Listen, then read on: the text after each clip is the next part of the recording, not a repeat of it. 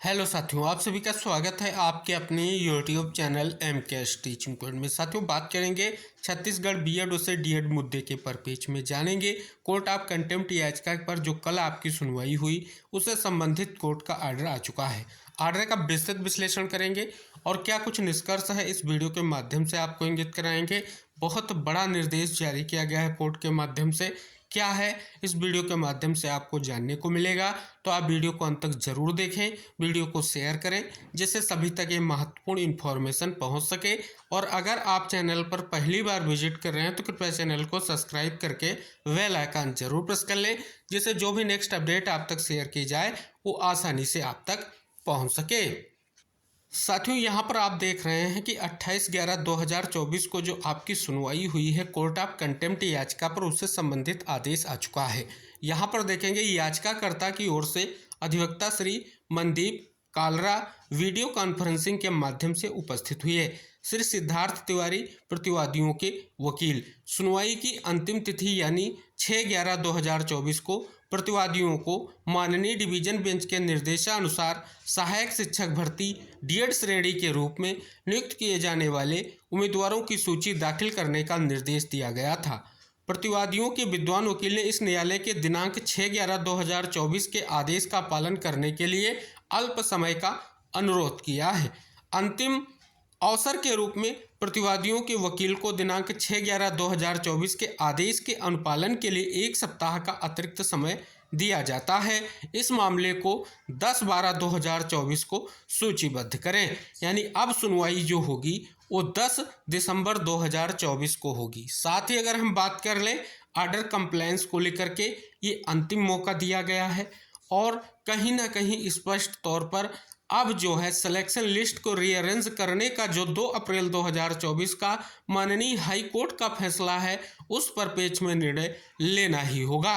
आइए जान लेते हैं 6/11/2024 को क्या कंटेम्प्ट याचिका में आदेश पारित किया गया था।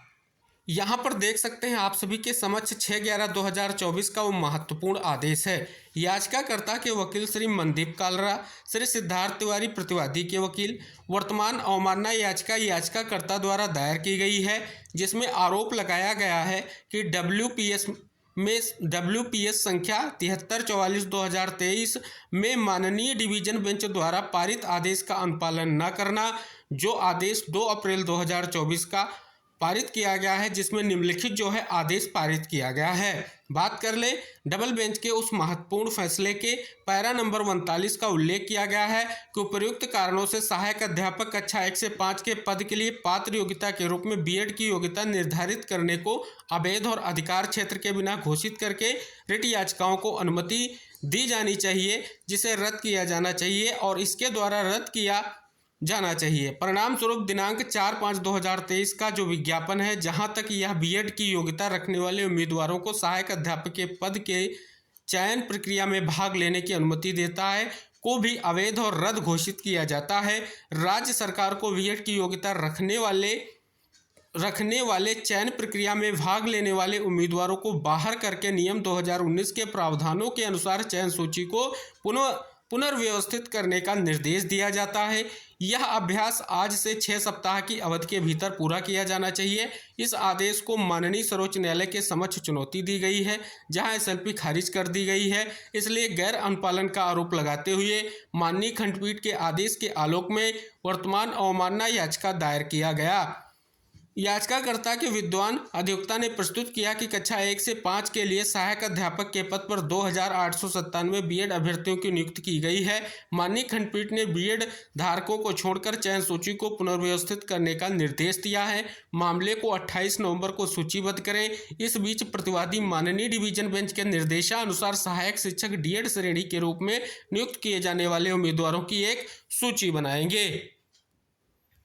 तो फाइनली आप देख रहे हैं कि अवमानना याचिका पर ये जो महत्वपूर्ण आदेश पारित किया गया है, इस आदेश का निष्कर्ष यही कह रहा है कि अब जो है एक लास्ट मौका दिया गया है, लास्ट चांस दिया गया है कि जल्द से जल्द जो है आर्डर का कंप्लायंस किया जाए, जो 6/11/2024 को अवमानना याचिका में आदेश पारित किया गया है, जिसमें जल्द से जल्द जो है सिलेक्शन लिस्ट को रीअरेंज किया जाए, चयनित बीएड अभ्यर्थियों को बाहर करते हुए डीएड अभ्यर्थियों को नियुक्ति प्रदान की जाए, तो कहीं ना कहीं स्पष्ट तौर पर ये जो सिलेक्शन लिस्ट रीअरेंज करने का पहले 2 अप्रैल 2024 का जो आदेश है उसका जल्द से जल्द अनुपालन किया जाए।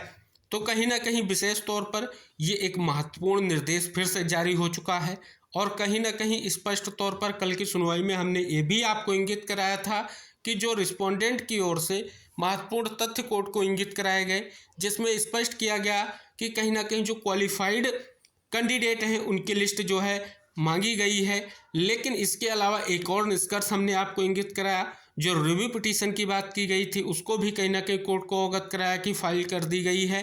तो ये 2 विशेष निष्कर्ष थे जिनको हमने कल के वीडियो में आपको इंगित कराया था। साथ ही हमने आपको इंगित कराया था कि कोर्ट ऑर्डर आने पर और भी चीज़ें क्लियर होंगी कि फाइनली आखिर कोर्ट ने क्या डायरेक्शन दिया है। तो फाइनली कोर्ट का डायरेक्शन अब आप सभी के समझ आ चुका है और डीएड अभ्यर्थियों के लिए किया गया प्रयास कितना महत्वपूर्ण है उनके लिए ये इम्पॉर्टेंट भी है।